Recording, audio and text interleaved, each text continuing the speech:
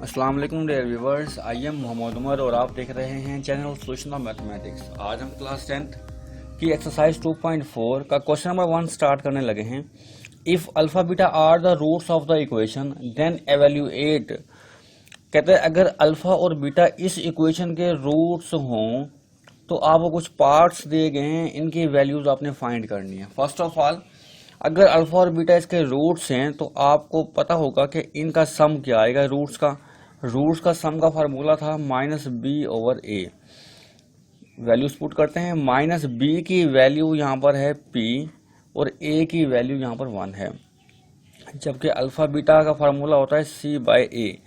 c की value यहाँ पर q है, जबकि a की वैल्यू 1 है। डिनोमिनेटर में 1 हर नंबर के नीचे होता है, चाहे हम उसे लिखें या ना लिखें। इस तरह हमारे पास अल्फा प्लस बीटा यानी कि रूट्स का सम आ गया है और रूट्स का प्रोडक्ट आ गया है। अब फर्स्ट पार्ट को लेकर चलते हैं। फर्स्ट पार्ट कहता है फाइंड करें alpha square plus beta square. आप देख सकते हैं कि हमारे पास ना ही तो अल्फा स्क्वायर की वैल्यू है, ना ही तो बीटा स्क्वायर की वैल्यू है। हमारे पास तो जस्ट अल्फा प्लस बीटा की वैल्यू है या अल्फा बीटा की वैल्यूज है। अब इसे जरा सॉल्व करते हैं। Alpha square plus beta square, अगर मैं इस एक्सप्रेशन में 2 अल्फा बीटा ऐड कर लूँ और 2 अल्फा बीटा सब्ट्रैक्ट कर दूँ तो मेरी इस एक्सप्रेशन में कोई फर्क नहीं पड़ेगा, लेकिन मेरा सोल्यूशन हो जाएगा। हाँ, देखते हैं। Alpha square plus beta square plus 2 alpha beta, answer आएगा हमारे पास अल्फा प्लस बीटा होल का स्क्वायर। फार्मूला क्लोज कर लिया, -2 अल्फा बीटा। अब अल्फा प्लस बीटा की वैल्यू इक्वेशन नंबर 1 से हम लेंगे। -p है, यहाँ पुट कर दें -p का square -2 alpha beta. Alpha beta की वैल्यू मैं इक्वेशन नंबर 2 से लूंगा और यहाँ पर पुट कर दूंगा, ये आ जाएगी q। इसे सॉल्व करने पर आंसर माइनस का स्क्वायर प्लस होता है, p का स्क्वायर -2q। तो alpha square plus beta square की वैल्यू हमारे पास आ जाएगी p स्क्वायर -2q।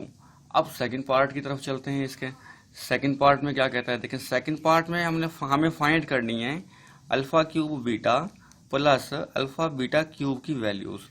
हाँ जी, सॉल्व करते हैं। फर्स्ट ऑफ ऑल कॉमन ले लेते हैं। इससे अल्फा बीटा कॉमन आ रहा है तो alpha square plus beta square अंदर बच जाएगा। अल्फा बीटा की वैल्यू हमारे पास क्यू है, जबकि alpha square plus beta square की वैल्यू हमारे पास मौजूद नहीं है। अल्फा बीटा, इसको हम फिर फार्मूला में कन्वर्ट करने के लिए एक बार 2 अल्फा बीटा ऐड करेंगे और फिर एक बार 2 अल्फा बीटा सब्ट्रैक्ट कर देंगे। अब सॉल्व करते हैं। Alpha beta into alpha square plus beta square plus 2 alpha beta, ये अल्फा प्लस बीटा होल का स्क्वायर आ जाएगा, -2 अल्फा बीटा वैसे का वैसा ही आ जाएगा। अब हम इनमें वैल्यूज पुट कर सकते हैं, क्योंकि हमारे पास अब फॉर्म अल्फा प्लस बीटा की फॉर्म में है या तो फिर अल्फा बीटा की फॉर्म में है। अल्फा बीटा की जगह में क्यू पुट कर दूंगा, जबकि अल्फा प्लस बीटा की जगह में -p पुट करूंगा और ये होल का स्क्वायर लिखूंगा। -2 अल्फा बीटा की जगह वैल्यू पुट कर दूंगा मैं q।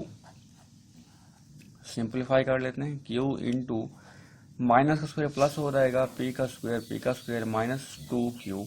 ये हमारा रिक्वायर्ड रिजल्ट होगा सेकंड पार्ट का।